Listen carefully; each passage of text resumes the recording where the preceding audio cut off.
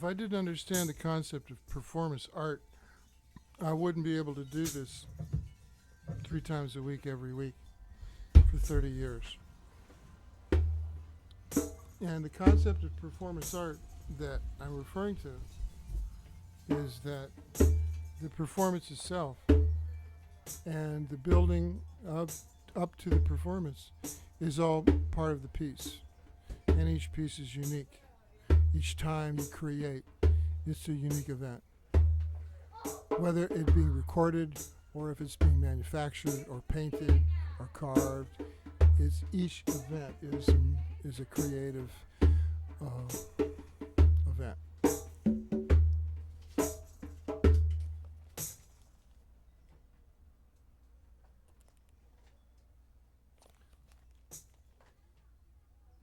I'm gonna unhook this wire before we get tripped up on it.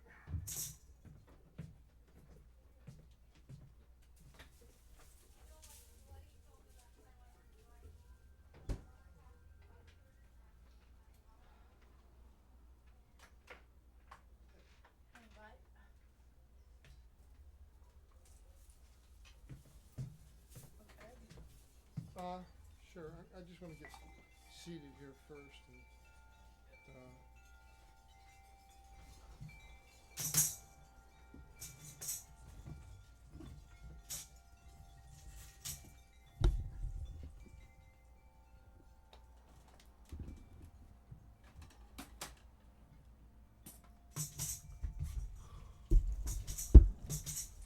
Hi, and welcome to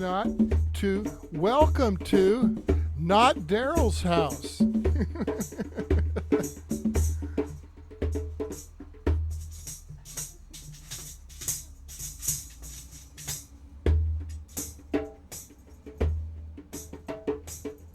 Sure, I'll have a bite. But that's okay. You can sit there and eat. I'm not in a hurry to eat. I'm good. Okay.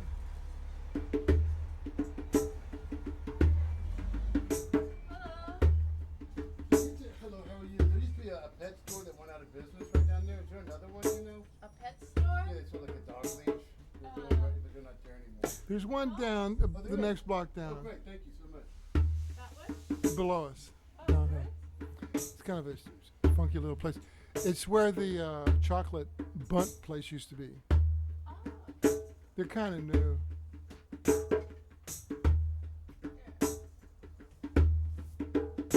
I walk by when I go down to get my cup of coffee at Boulangerie.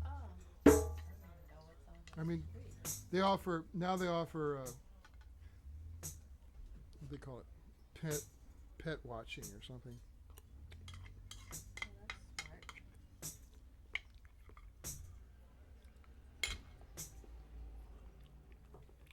So people can drop their pets off there when they go into the corporate jobs.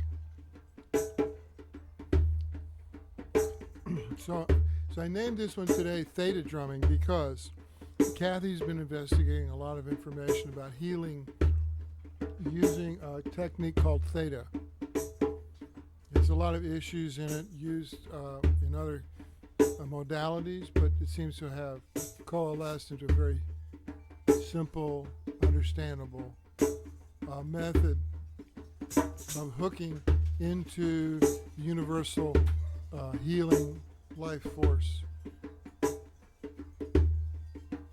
which of course, I immediately saw it from the drummer's point of view, that the drum facilitates this connection to the healing aspects of the life force.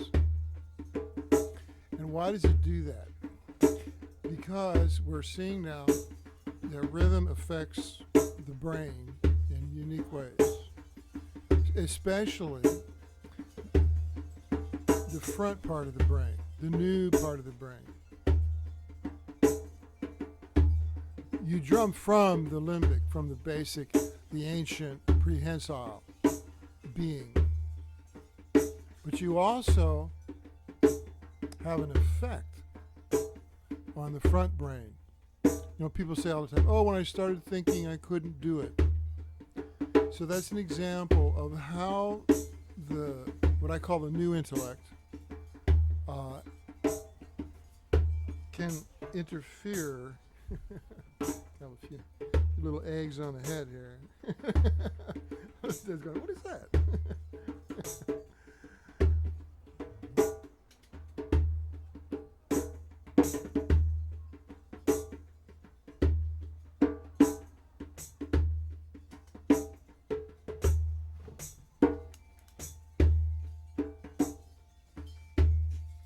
So the thing I like about this kind of healing drumming, you can call it theta drumming, whatever, because there's no words needed.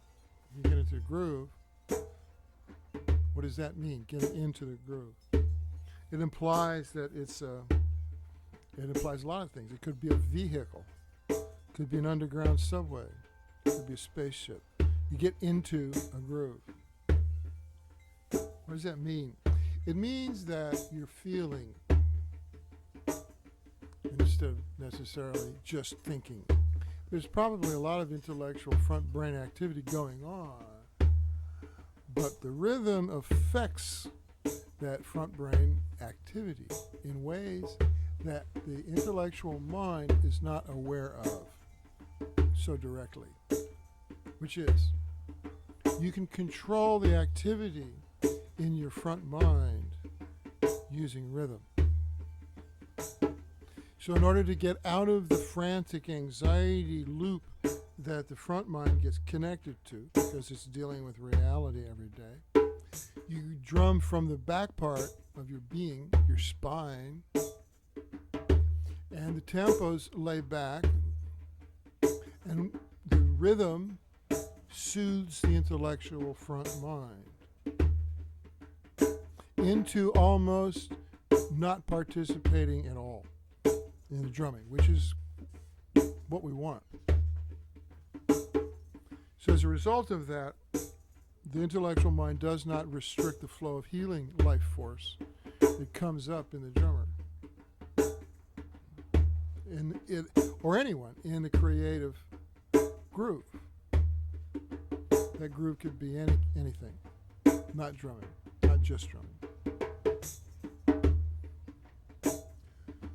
So the theta drumming is just basically another way of having the intellectual mind stay out of the way for a while, and you experience the infinite white light of the healing, at the same time experiencing the void that is beyond human awareness. Because the drum rhythm carries us there to the edge of that place.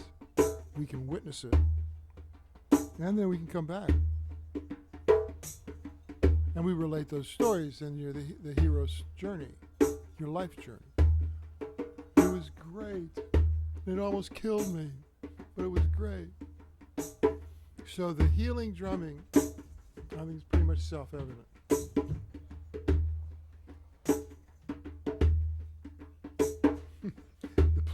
The fire officers were just walking by with their coffees, kind of checking in the door.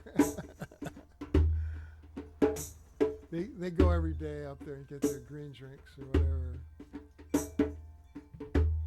Now there's a stand over there. What's that? I'm just drumming. Yeah, if you want to drum, yeah, we'll do it.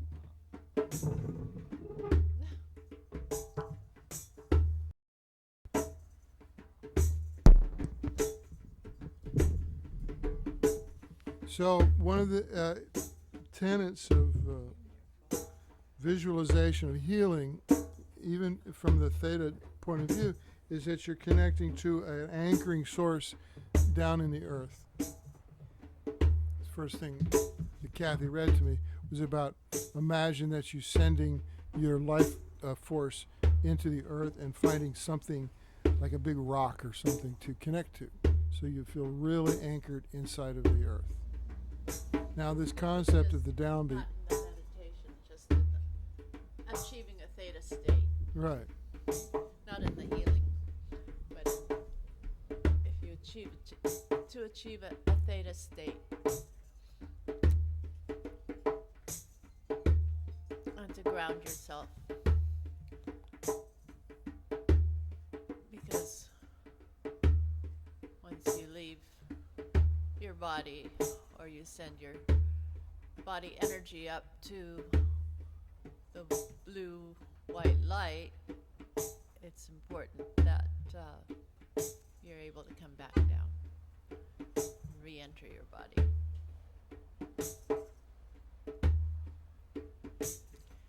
And the more often you do that,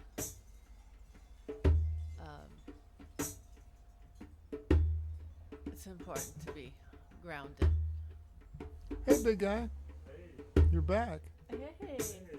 Come on in. just talking about theta healing. Really? Yeah. So, was the meditation started or did it pass? We're just beginning. Oh. Just beginning. Yeah. Hi, come on in. Yeah. I came the other day about that box. Did you ever find it? Oh, she doesn't want to sell it. Okay, no No. problem. Thank you Thank so you. much. Thanks for coming in. Bye. Yeah. Bye. Hey, what'd you like? You ready? Okay, there's the stand over here. Is it Michael? Yeah, Your partner's name? Renee. Renee. Okay. So let's move this a little bit. Now, when you just put the hooks up, just in front of this front lip, now, and then tilt the drum forward. And here, let's clear these wires. Okay, good. Yeah, pull the whole rig in so it's fairly snug, but don't let the drum sneak forward on the stand because it needs to be tilted way back at the base so you get that deep tone. There you go. You see how that works? Yeah. And it's but still come in snug on it. Yeah. It's kind of like riding a pocket rocket, you know. So right in the middle now. Pocket rocket. It's a motorcycle. One of those Kawasaki's or something, you know. They call it something else, but you get the idea. Good, yeah. So now you work a lot in keyboards, right? Synthesizers and Yeah. using sequencing and a lot of that kind of. I knew Robert Moog, Really? and and played the first generation of MIDI Moogs. Wow. Well, the Series 10, I got to play the Series 10, which was the whole wall Wow. with all the jacks, you know. Got it. And it was he was encouraging people to like come to electronic music. Yeah. Switched on Bach had been sort of a hit, you know, Yeah. and so it was sort of a nightclub slash spiritual center down in Florida. On the beach, like in St. Petersburg, and this guy had a Series 10 in there, and it was huge. It looked like, Yeah. you know, the World Trade Towers, you know, Yeah. with all the knobs and the lights and the cords and everything.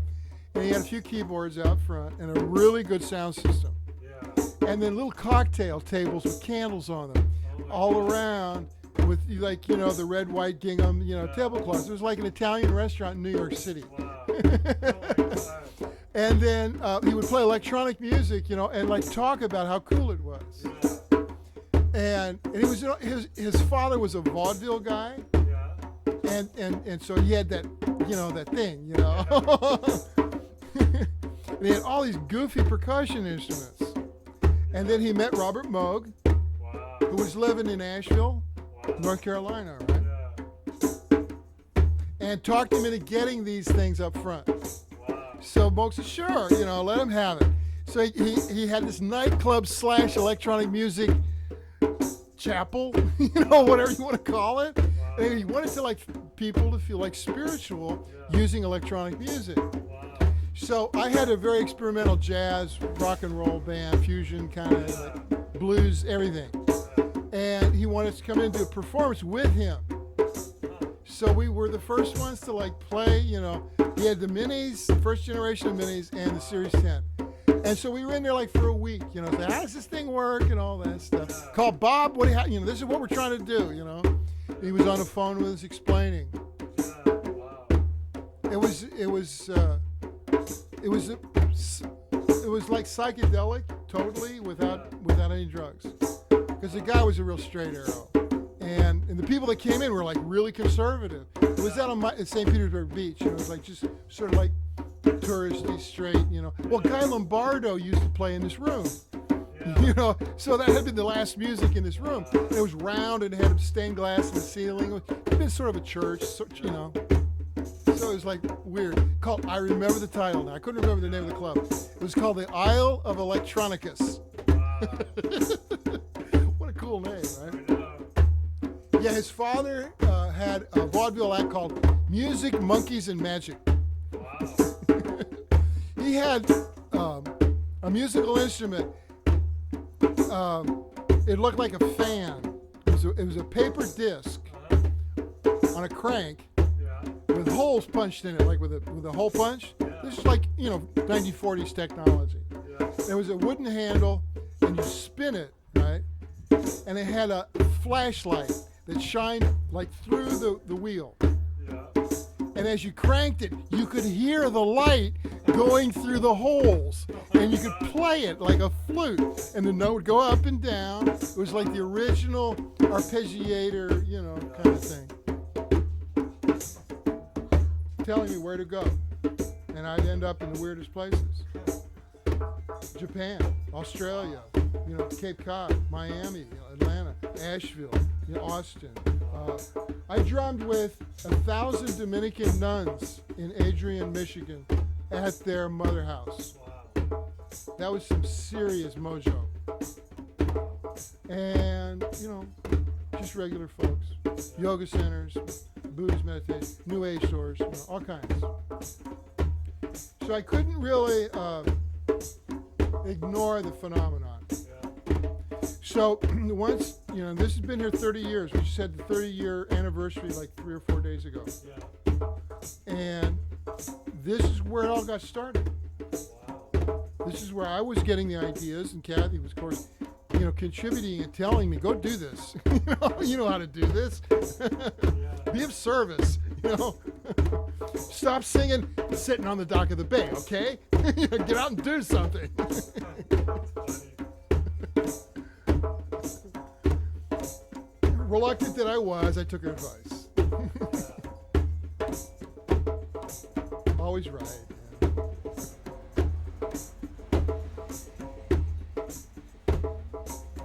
Because it was too easy in Southern California. Totally cool, hip people, connected, media savvy, all that. So I said, I'm going to take it out into the hinterlands. Do it with real people. Good luck. It was even better. Worked even better. So then I realized it was much bigger than moi. It's like, this is a big deal. 30 years ago, I was really like, okay. The drums came to us. They were like from Ghana, carved by these master carvers. I got a Facebook the other day. One of the drums that I had sold over 20 years ago, close to 25 years ago, still had it intact, beautiful shape, original head. And everybody was discussing, where did this drum come from, and what's it made of, and this and that. And somehow my name came up, and so my Facebook page picked it up. And I went over to like, this is one of my drums. I said, I sold that to like somebody like over 20 years ago. And it's still like, oh yeah, it still sounds great, So there's this longevity of energy, that's lasted, decades. I mean, my participation, our participation. So when we go live like this, there are people who are learning, students, and they say thank you, thank you for explaining the downbeat. So we don't have very high technology, single camera, but the sound is really good. Sounds incredible. Yeah. So when the sound comes on YouTube, it's really a good sound, and that's really what I'm concerned about. Because with the vision and the drum sound is out of sync. They're not in sync. Because the low end YouTube stuff is out of sync. You gotta get more high end, which is fine. It'll come. If it's meant to be, it's meant to be. Yeah. But for right now, I'm just concerned about getting a good tone out there into the universe. And this idea of community based off of downbeat. So it's all positive energy, so I'm not trying to exploit or anything. She's gone. She's got a 10-second delay. She's hearing us through the speakers.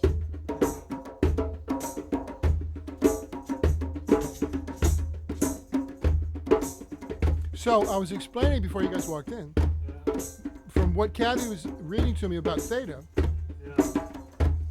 is one of the theta meditations was to anchor into the earth, Yeah. right? Yeah. Okay. So I said, oh, well, that makes sense. That's like the downbeat, Yeah. you know. I always see it from the drummer's perspective. It's like, so they said, like Kathy said, going into the earth with your being and anchoring to a stone, something under the earth, visualizing something physical and feeling actually anchored to that. Yeah. A giant boulder under the earth.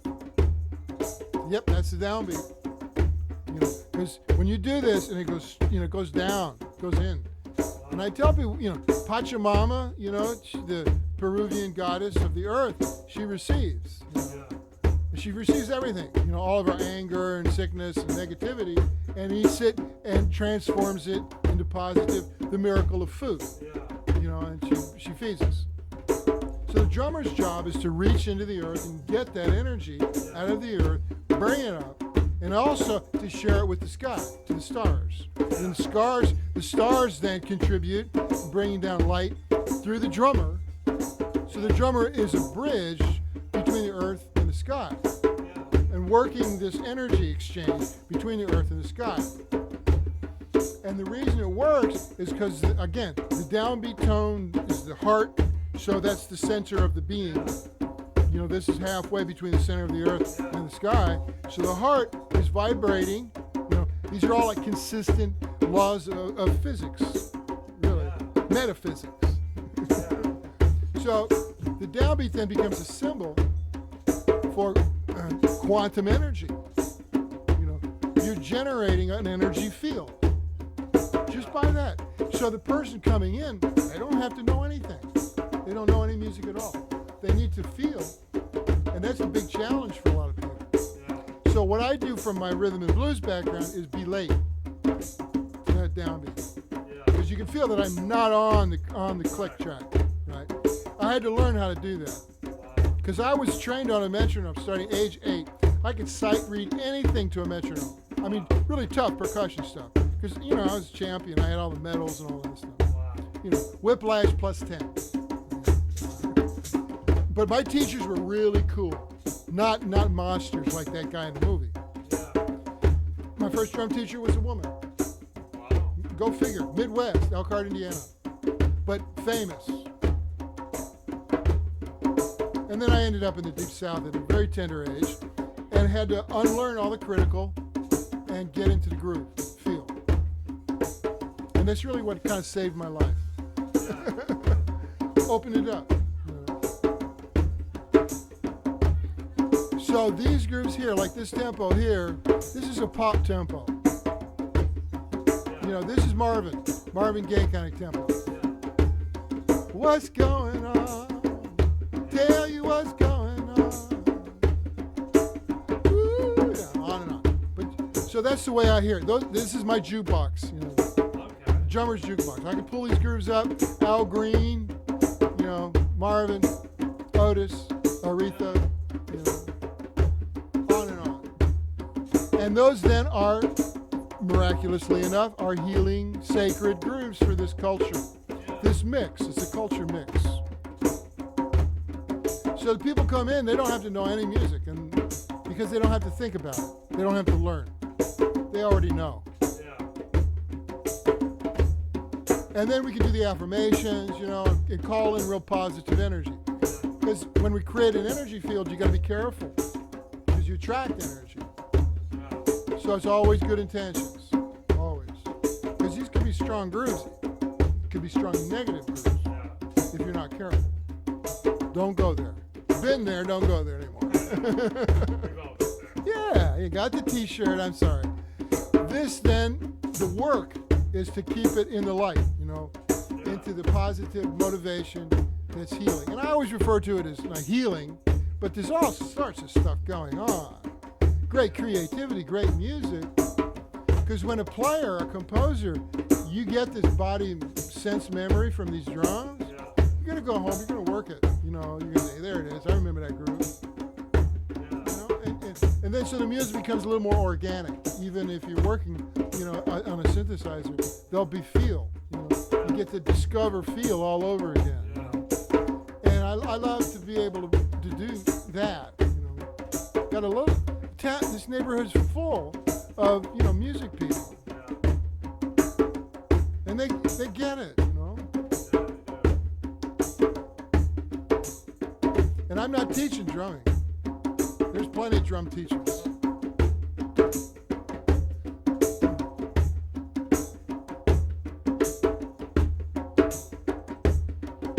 So you can vocalize if you want.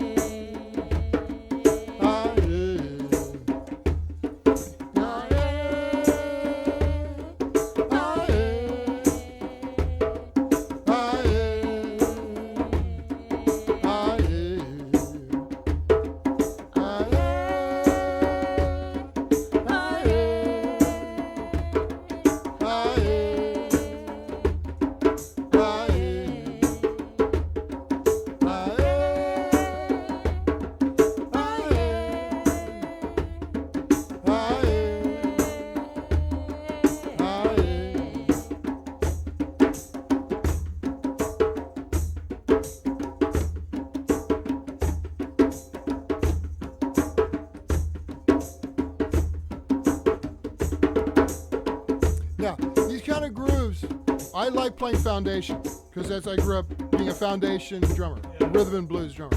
And you got to back up some great improvisers, along the way. So I'm always eager to support the basic foundation groove so people can get creative. Now that's a terrifying concept for some people, to cut loose and just solo, right? And make things up. But it's an extremely stimulating state of mind to get into and feel comfortable there. So what I encourage people to become is what I love to see, which is the fearless improviser. Where you jump in, you go for it, you get lost, all good. Getting lost, really important. Because when you lose the downbeat, you got to find it again. And when you find it again, you're sort of a little bit more of what you were before. Funny how that works. You get back on. You fall off, you get back on. So I encourage people to go ahead, mess with the groove. And my meditation, one of them, is to be steady as a rock, like Buddha, just like Gibraltar. Just locked in, sit here, and you go ahead, go do whatever you want to do, play whatever you want to play. And I learned. That's how I learned. Because I said, I would have never thought of that.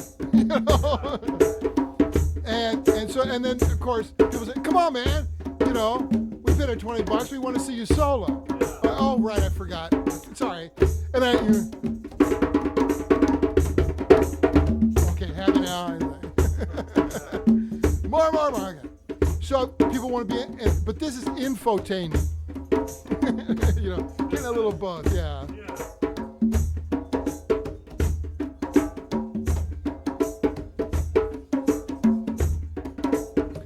So now we're into the reggae. Because we're so far back in the pocket, it can be interpreted a lot of different ways. It can be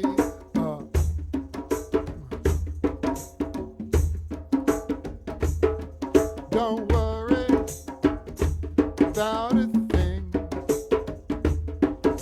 'cause every little thing is gonna be alright, alright. Don't worry about a thing, 'cause every little thing is gonna be alright, alright. Woke up this morning, smiling with the rising sun. 3 little birds on my doorstep, singing sweet song, melody pure and true, saying, this is my message to you.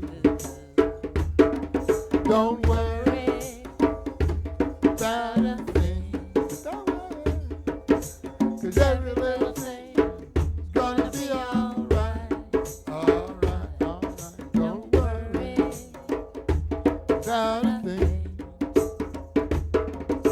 'cause every little thing gonna be alright. Stinger, gotta get. Thank you, Detroit. Yeah. Okay, good. Yeah. Would you like a bottle of water? Yeah, Good. really, maybe. Sure. We get So what's happening is this the creating of a community that's sort of technologically based, Yeah. but the energy flow is beyond the technology. Yeah. You know, because you're dealing with eternal. You're going for a different drum or what? No. Oh, okay. You're going for an energy that's eternally part of the human experience. Yeah. And it's like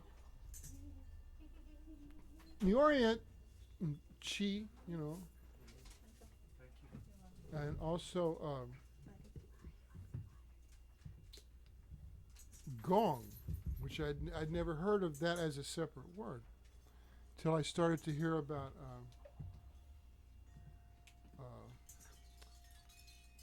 people know qigong, Yeah. but then I started to hear about the esoteric version called Fulan Gong, Oh. Chinese. Okay. Now, it's actually gotten a bad rap because the government doesn't particularly endorse it. But it's the esoteric, you know, version. Okay. But basically, one of their primary meditations was to create this processing organism that's like a mechanical converter. Yeah. You take in crude energy, life force energy, gong, and then 9 times in this direction, and then 9 times in this direction. Wow. Okay. And then that turns it into chi. Okay. And that you have this higher vibrational life force, chi, that you're aware of generating and creating and cycling Okay. through. And it has properties of energy fields, like it can be taken and it can be given and it can diminish and it can increase based on the activities that you're aware of. Okay. Plus it's repetitive. The meditation is 9 and 9. Got it. Like- okay. Guess what? It's that groove. It's that 9 groove, you know. 1, 2, 3, 4, 5, 6, 7, 8, 9. 1, 2, 3, 4, 5, 6, 7, 8, 9. 1, 2. So I say break that down into threes. Okay, let's go even simpler. 1, 2, 3, 1, 2, 3, 1, 2. And you can count 9, 6, 3, whatever you want. Yeah. But this is the essence of that power flow, is based off a 3-note combination. And so I was studying, it's like, what is this 3-note thing? Because all cultures use it in their Yeah. primary, you know, rhythms. Yeah. So, okay. First of all, you got to figure start it on a hand drum. And we go here, right?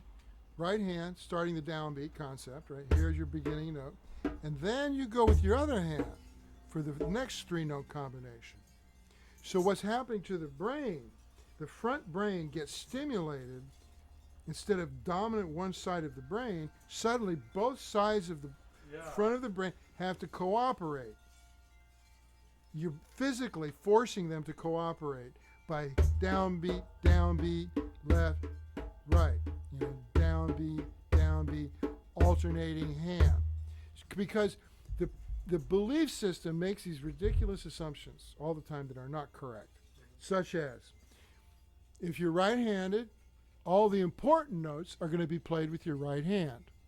Not true at all. Not true. But what it does is it makes those assumptions, especially with drumming. Right. It's going to say, okay, let's play it safe, because that's why it's based, that's why it makes those assumptions. We're going to play it safe. Yeah. We want to survive, right? We're an organism, we're trying to survive. I'm your survival system. I'm the new thing out here in the front with the headlights. I'm paying attention, okay, to the world. I'm going to tell you that I believe, and we're going to check with the belief system here on this one, that it's important for you to play all the important notes with your strong hand, like the same strong hand that you shake hands with and you open the door with and you punch people with or whatever. It's all going to be, you know. Okay, now what this is doing is it's forcing that belief system to shift into saying both hands are equally strong, both hands are equally important, both hands are equally capable of doing a downbeat, an important note. A lot of people's belief system will not shift. So then we do a little more in-depth rhythmic therapy to get them, and basically all that means is slowing tempo. Wow.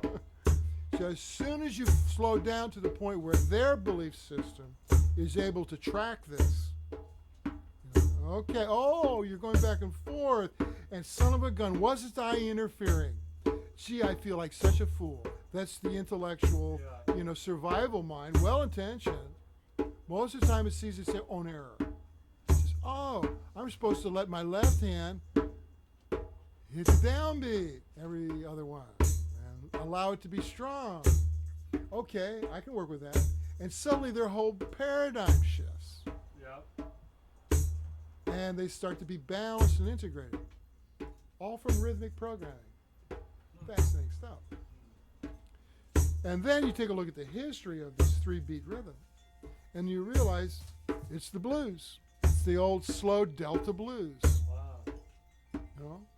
Which came over on the slave ships, came over from Ireland, American Indian, came from South America. Every culture uses Mediterranean, Wow. that 3-beat pattern, different tempos. So once the people's brains now are able to handle this sequencing of back and forth, then we pick up the tempo. And now they play from a relaxed place because the intellectual mind has now kind of given up its control issues, and letting the body play. Yeah. And then you get up the tempo. And this is when I tell people, this is the power groove. The blues shuffle. Back in the 60s, classic rock, every band used this groove. Wow. From Led Zeppelin to, you name it, everybody. Because it was a standard blues shuffle. Yeah. Big Brother, Janis, Jimmy, everybody. So now we're going to do one more song for you.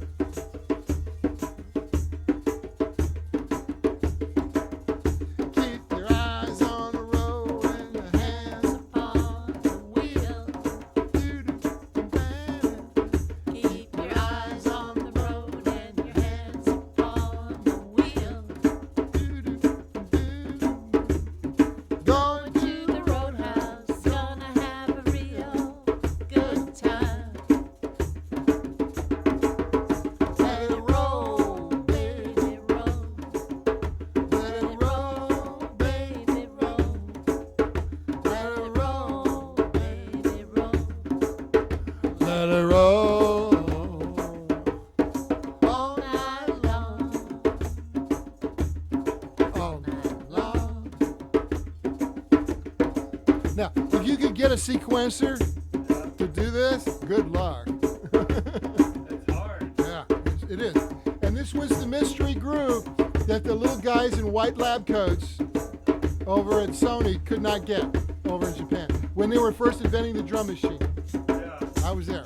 It's like all those drum machines coming over were like, oh yeah, you you don't need a drummer anymore, right? Yeah. I said, and I could see where it was going to go. I was like, okay, let me know when you get when a drum machine you swing like this, baby. Yeah. So what happened is the music compromised. And I said, okay, if all I have is a drum machine, then that's the only kind of music I can play is drum machine music. Yeah. So now, nobody knows what a real drummer sounds like anymore. Like nobody knows what a vinyl record sounds like I anymore. know. It's horrible. Where are we going with this? So that's why I'm doing what I'm doing. I'm an artifact, okay? That's fine, I'll live with that.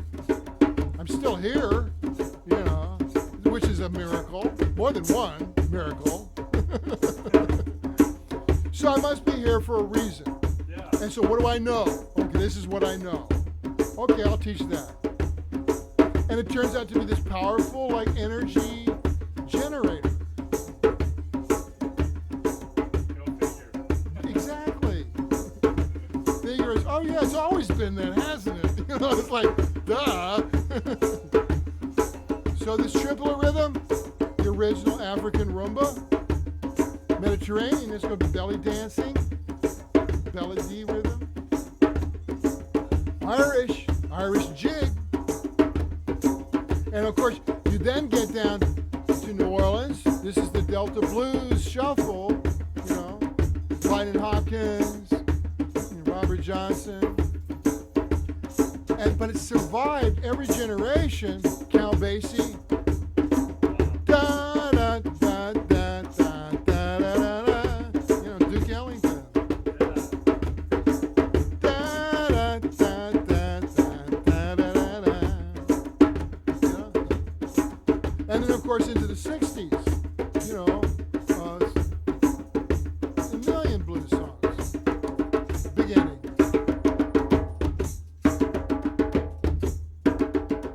Beginnings are important because it shuts the energy down. Why is it? Because it just, you have to have good endings. Isn't that fun? That's good stuff. It's a lot of energy. Yeah. It generates. And like, I wrote, the first book that I wrote in 1999, and they had me out to Denver Yeah. to sign books at the International New Age Trade Show. Thousands of vendors from all over the world. And they didn't know me. They'd never met me. They just signed me to publish the book. And they said, could you come out and give a demonstration? Because the book was about ceremonial drumming and tribal drumming. The New Age Trade Show convention had no drumming. I was the first guy, 1999. So I get out there with these drums, and a little stage, and dinner party, I said, okay, I want people up here that have never hit a drum before. I want people who are terrified of doing this. And I said, I don't want any ringers. I don't want any real drummers up here. I want women. So we did. We got them up on stage, and I did what I do. Tambourine, downbeat. Yeah. Boom. Everybody's in a group. Suddenly the place explodes. Everybody's dancing. Wow. And it went like for 6 hours. And it's like, and we changed, new horses, get some other girls up here, all ages of people. Yeah. And the publisher, she said, and she was like, she said, we had no idea you were this strong. We thought you were just a guy who wrote a book about drumming. And I said, the words it attempts to explain this, the drumming phenomenon. I said, they'll always be inadequate, but, this is really what it's about. So that was the beginning of this new era of, I'd been out doing it for 15 years before that. Because I knew it was coming. I just, I've been a drummer my whole life. I can smell it. And it's like, this thing is going to catch. People, first of all, people need to do this in this culture. Because there's no safe place for women to dance in this culture. No. Certainly not a bar. And that was it. 30 years ago, that was it. That was the only place to dance. It was a bar. Or some keg party. But the point was, it was not safe for women to dance. And every culture, indigenous culture, survives because they had a sacred, safe place for women to be in trance, into dancing with drums to create a sense of, specialness to the space, and the women would be the blessing. They would dance. So I said we had to train the drummers in this culture how to protect that space. So that was why the first book was called Let the Goddess Dance. Wow. And it's evolved since then. But so that's why I went around and do it. And I was like, and that energy kept me going. It's like showing people that this is important for our culture. Our culture has to evolve. If we don't have a safe space for this sacred drumming to happen, this culture's doomed. Because it's essential.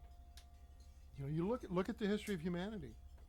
If you have that connection, then yeah, the civilization is going to last for several thousand years at least. Yeah.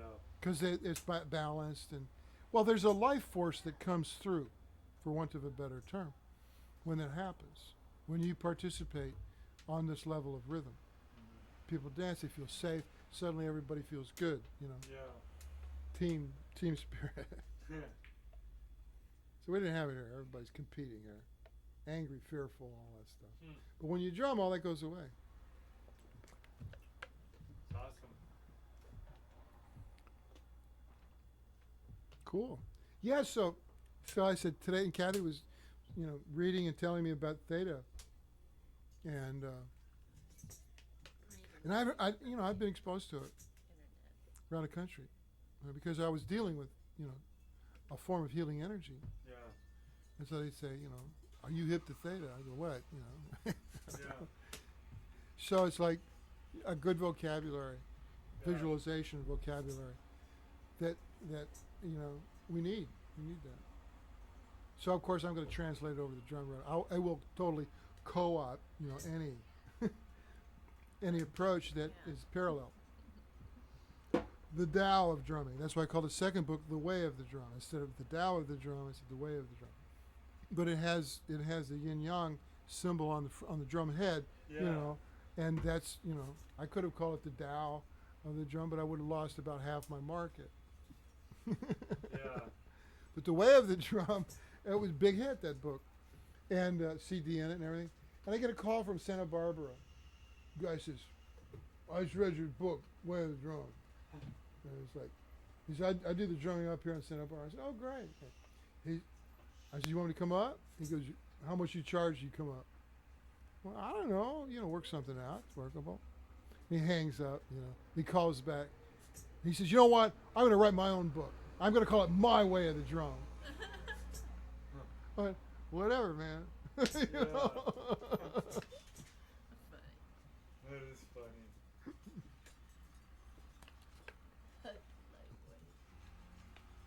Yeah, we looked up these drums online.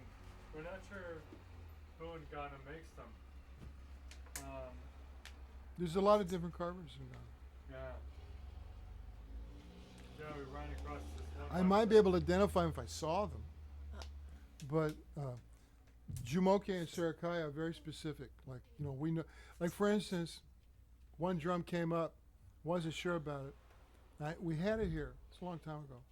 And Jumoke was in town. And I showed it to her.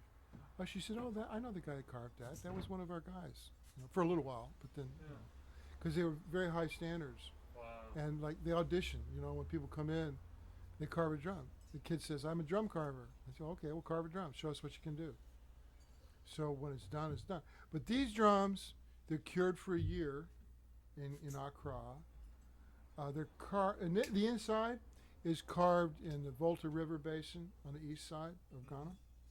And then they're trucked over, and they're stored in Accra, and they go through the Hamitan drying season, which pulls all the moisture out of the drums. Wow. Which is the traditional way. And as a result of that, they have incredible tone. It's like a Stradivarius. Oh, yeah, okay. That makes sense. Yeah, you got it. And it's like You most. gotta take the moisture out. Yeah. That's The- how the best pianos are made, too. Oh, exactly. Bosendorf, when they make a piano, I forget how many years the wood sits, but they dry it out, like, naturally. Yeah. And they've only made, I I think, since their inception in the early 1900s, actually very late 1800s they started, they've only made like 4,000. But it's a Borsendorfer. It's so much tougher. That's the point. The tone is unbelievable on the Bosendorfer. Oh yeah, yeah, yeah. So, Yeah. Oh, that's okay. We'll Yeah. recycle. I mean Steinway's great and all that, Yeah. but so yeah, you understand the process of the curing Oh, of the yeah. wood oh yeah, because there's also an energy exchange yeah. because So you were about to say you found a drum online? Yeah, Just we looking. we were just looking, Uh-huh. like, 'cause I was really interested in these drums after hearing Yeah. how deep they go. Right. That one especially. So, Yeah, Oh. it's good to be able to hear them. and that one's a first. great one behind you too. You played that one. yeah, this is nice. But they're all tunable too. I mean, once you understand the principle, it's a musical instrument. You can tune it. Yeah, It's not something you strike like a boxing bag. yeah. You know, it has tone and voice, and This one's heavy. some of them are. Some of them are heavier, and that's why they all have different voices. But Yeah, just like Charlie Parker could play any alto that he would get from a pawn shop yeah, and make it sound like Charlie Parker, right. is that you learn the tone of the drum. Each drum has its own voices, Yeah, and you go for those voices that it can find, and that's your instrument. you know. right. I mean, Strat is not going to be a Les Paul. It's like my keyboards, you know. Exactly. I have a preference to Korg because of the way it sounds. So, you know, I have a preference for Yamaha too because I love their sounds as well. Roland, I wasn't too keen on until I picked up like an XP60 workstation, and I was like, holy shit! I have to say this sounds as good as a Korg. I've never that was my first real hand experience with the Roland. My problem with Roland was the fact that, you know, they weren't doing what the other two were doing, Mm-hmm. and I hate to say it, but they've gone downhill in recent years. Like, way downhill. Their new keyboards are, while they have a phenomenal range of sounds, and you can load more sounds in, like, they didn't take their latest flagship model, the Integra 7, with all the expansion boards built right in for a nominal price. They didn't take that module and make a keyboard out of it.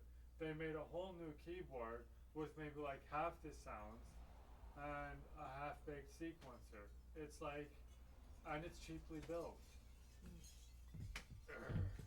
Yeah. Hate it. Whereas Corporate choices. Whereas Korg, it's like, Korg has its downsides too, don't get me wrong. But Korg, I mean, when they came out with the Kronos, 9 synth engines under one roof. Holy cow. I mean, you'd be crazy to buy a motif or even a Roland over this because you have 9 synth engines in front of you. Granted, they're all made by Korg. But still, you know, you take an MS-20, you do 96 of those to equate what Kronos gives you in one synth engine. And an MS-20 is one voice, monophonic. This is 48 voices. And it sounds better than an MS-20. Yeah. Think the the old PS 3100 series. It sounds like you really are doing some cool stuff. I'd like to hear what you're doing. I wish I brought a CD of my music. Next time I come, if we come on the next meditation, when is it? Yeah. Tuesday, Friday, 7, Sunday at 3. Yeah.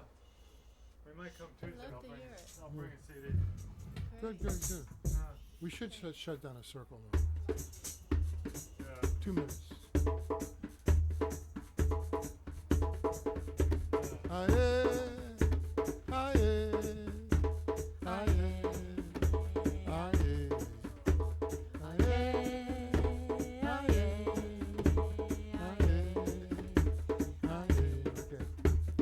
Thank you, powers of the east. Thank you, powers of the south. Thank you, Powers of the west. Thank you, powers of the north. Thank you, powers of the sky. Thank you, powers of the earth.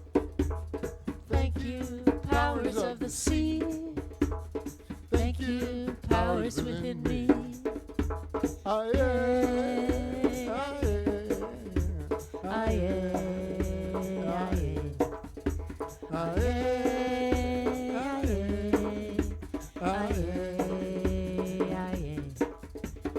circles drawn drawn round, power brought down,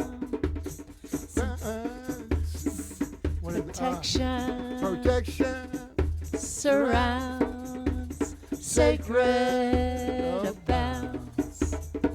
Let the goddess dance, let the goddess dance, let the goddess dance, let the goddess dance. Wah, oh, wah, wah, oh, wah.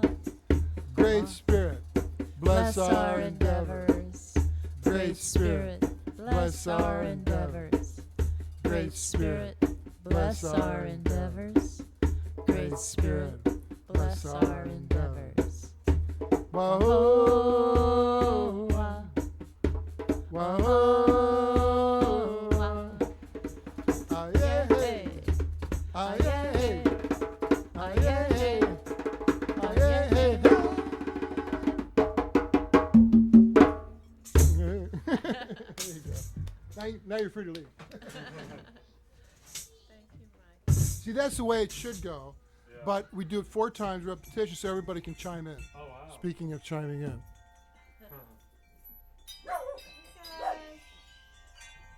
Gentle, gentle. Gentle, buddy. The gentle.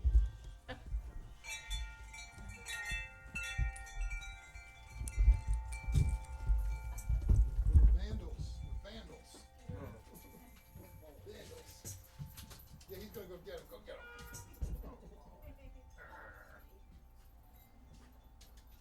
Yeah. So yeah.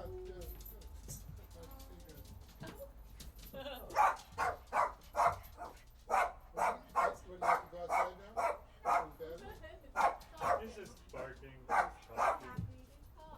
Happy. Happy together. Well, for instance, if you were like happy together, okay, now that just pops into my happy together. Again, that true. Oh yeah. Yeah. So Oh, yeah. it all can be cooked down. Those basic kind of composer's point of view. There's basically 7. 2. It's the slow 4, medium 4, fast 4, slow 3, medium 3, fast. Okay. And then 7 is a combination. Oh, okay. So if you view like all pop music, especially from that perspective, Yeah. it's real simple to translate. But you can also go to indigenous cultures, African or other cultures, and still apply that rule, and you'll get it. The people have done it. They started from scratch in here, gone to Africa, and played with the locals. The locals couldn't believe it. Wow. They just got right on that 6 groove, Wow. and they were playing. I said, my God, these people from America, they can drum. Yeah. That's awesome. They said, but you don't know our rhythms. This is our village songs, you know. And they said, try us. Yeah, just follow the downbeat. They said, well, see, the downbeat is not African. It was invented in New Orleans. It's a cultural competence. Fascinating premise too, because it's really the reason that we have this culture. It's actually democratic. Everybody has a great listening. Yeah. And everything up to that point was like, structured European, and also, musical training created more views. So we created more kids. They were guards or music teachers.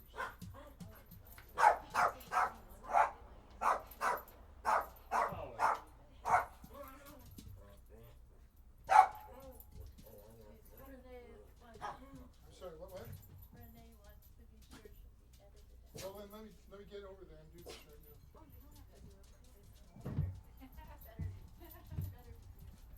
We're still online.